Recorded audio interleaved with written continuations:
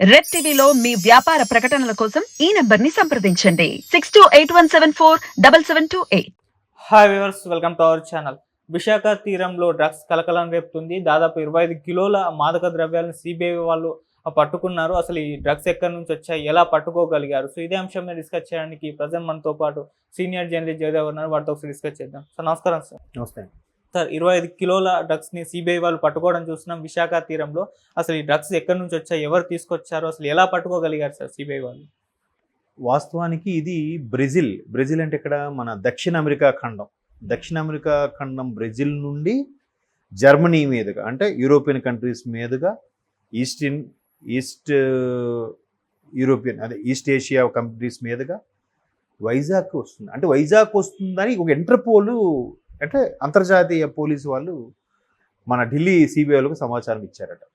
ఇస్తే అది మార్చి 16న ఎప్పుడో ఆపరేషన్ గరుడ పేరుతో దాన్ని పట్టుకున్నారట. ఆపరేషన్ గరుడ పేరుతో పట్టుకోవడము, ఆ పట్టుకోగానే అయిపోదుగా, అందులో ఏమున్నాయి, ఎట్లా, ఇప్పుడు రకరకాలు ఉన్నాయి. అందులో కూడా దగ్గర 17 టైప్స్ ఆఫ్ డ్రగ్స్ ఉంటాయంట. ఇంకెక్కువ ఉండొచ్చేమో, నాకు ఐడియా లేదు. ఎక్కడో చిన్న ఇన్ఫర్మేషన్ వరకు చెప్తుంది. అందులో ఇది ఏ రకం చెందింది. ఇప్పుడు అందులో కూడా కొన్ని సందర్భాల్లో ఎలా ఉంటుందంటే హైలీ దాన్ని ఏమంటారు, క్రిటికల్గా ఉండే డిసీజ్కి వాడే డ్రగ్స్లో వాడే డ్రగ్స్ అవ్వచ్చు, లేదా ఇట్లా మాదక ద్రవ్యాలని అవ్వచ్చు. అది ఏంటి దేనికైనా నిర్ధారించడం కోసం నార్కోటిక్స్ అనాలిసిస్ చేస్తారు కదా, వాళ్ళు పిలిపించారు. ఆ నార్కోటిక్ అనాలిసిస్ చేసే వాళ్ళు ఏంటంటే వాళ్ళు మన ఫోరెన్సిక్ ల్యాబ్ లాగా నార్కోటిక్స్ వాళ్ళు కూడా ప్రతిదీ అనలైజ్ చేసి, అంటే బాగా కెమిస్ట్రీలో నిష్ణాతులు అయి ఉంటారనమాట, కెమికల్కి సంబంధించిన వాళ్ళతో అనాలిసిస్ చేసి ఏంటి దాంట్లో ఏ కంటెంట్ ఎంత ఉంది, ఎంత పర్సంటేజ్ ఉంది, దాని ఎస్ఏ ఎంత, దాని రేటింగ్ ఎంత, అంతే చూసి అప్పుడు అది నిర్ధారణ చేస్తారు. అది మార్చి 16న ఫైండ్ అవుట్ చేసింది. అది విశాఖ తీరంలో ఇక్కడ 19కే కనిపెట్టుకోగలిగారట. అంటే చూడండి, అది కూడా ఎట్లాగా 25,000 కిలోల డ్రగ్స్.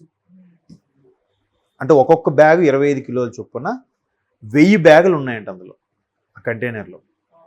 చూడండి, అంటే సినిమాల్లో చూపిస్తారు, మనం చాలామంది బాగా సినిమాల్లో చూసి నేర్చుకుంటున్నారా అని అనేస్తాం, కానీ ఇట్లా ఒకసారి ఊహించుకోండి, 25,000 కిలోలు అంటే 25,000 కిలోలు, 25,000 టన్నులు అనుకోవచ్చేమో. అంత టన్ను ఇది డ్రగ్స్ని పట్టుకున్నారు. ఏంటంటే ఒకవేళ కన్ను పొరపాటున ఏమరపాటుగా తీరం దాటేస్తే పరిస్థితి ఏంటో ఒకసారి ఊహించుకోండి. అట్లాంటిది ఒక్కసారి దీనిపై ఇంటర్పోల్ వాళ్ళు కాన్సన్ట్రేట్ చేయడము, దానికి సిబిఐ సమాచారం ఇవ్వడం, వాళ్ళు కూడా మన వైజాగ్లో ఉండే సిబిఐ వాళ్ళకి ఇన్ఫామ్ చేయడము, త్వరితగతిన దానికి అంటే చాకచక్యంగా పట్టుకోగలిగారు ఆపరేషన్ గరుడ పేరుతో. ఇప్పుడు పెద్ద పెద్ద షిప్స్ ఉంటాయి, కార్గో షిప్స్ ఉంటాయి. ఎంత కార్గో షిప్స్ అంటే మీరు నమ్మరు, కొన్ని ఈ స్ట్రీట్ అంతా కూడా ఉంటాయి, అంత పెద్ద కార్గో షిప్స్ ఉంటాయి. కొన్ని టన్నుల వెయిట్ను కూడా మోయగలవు అవి. అటువంటి మాటను పెద్ద పెద్ద కంటైనర్లు వచ్చినప్పుడు ఆ కంటైనర్ కూడా ఒక లెక్క ఉంటుంది. కంటైనర్ లెంత్ ఎంత, విడ్త్ ఎంత, దాంట్లో కంటైనర్ బుక్ చేసినప్పుడు పక్కాగా దాని కస్టమ్స్ రూల్స్ ప్రకారం ఎట్లా అంటే కంటైనర్లో ఎక్కడ స్పేస్ ఉంది, ఎక్కడ నించారు, ఎక్కడ ఫిల్ చేశారు, ఎంత గ్యాప్ ఉంచాలని కూడా దానికి ఒక డెలివరీ రిపోర్ట్ కూడా ఉంటుంది. సో అంత పక్కాగా ఉన్నప్పుడు దాన్ని క్లియర్గా ఓకే దీంట్లో గ్యాప్ ఇచ్చారు, లేదంటే ఎంత ఫుల్ చేశారు, ఇంత 25 కిలోలు ఏంటిది, అది కూడా కస్టమ్స్ వాళ్ళు ఫైండ్ అవుట్ చేసి పెట్టుకుంటారు. సో వాళ్ళు చాలా జాగ్రత్తగా పెట్టుకుంటే, ఇన్వెస్టిగేట్ చేస్తే, నార్కోటిక్ అనాలిసిస్ వాళ్ళు కనిపెడితే తెలుసు. ఇంతకుముందు కూడా ఇలాగే గుజరాత్లో ఎక్కడో పోలీసులు కనుక్కోగలిగారు, ఆంధ్ర పోలీసులు వైఫల్యం చెందారు. ఆల్రెడీ చాలా ఊర్ల వరకు ప్రజల్లోకి వెళ్ళిపోయిందని కూడా వార్తలు చూసాం. ఒక 3 ఏళ్ల కిందటో 2 ఏళ్ల కిందటో ఆల్రెడీ వెళ్ళిపోయింది. మళ్ళీ ఇట్లా వచ్చింది అని అంటే ఆల్రెడీ ఇక్కడ ఉన్నవాళ్ళు, బాబు ఇక్కడ సేల్ చేసేసాం, మేము వాళ్ళకి ఇచ్చేసాం, మీరు మళ్ళీ సరుకు పంపించండి అంటే కదా పంపించుంటారు.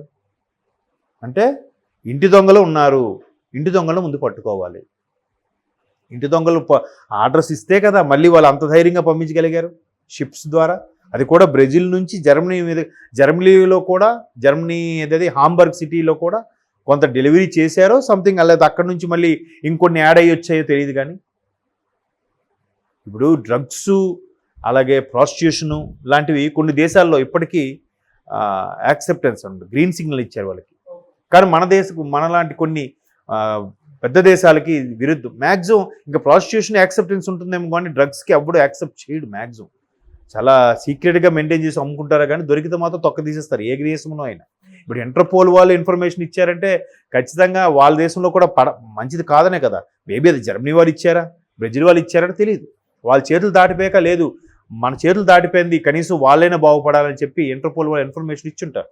మన వాళ్ళు కూడా ఏ రాజకీయ ఒత్తిళ్ళకి కానీ ఎవరికి దేనికి లొంగిపోకుండా చాలా చాకచక్యంగా పట్టుకున్నందుకు నిజంగా ఆ టీం ముందు అభినందించాలి.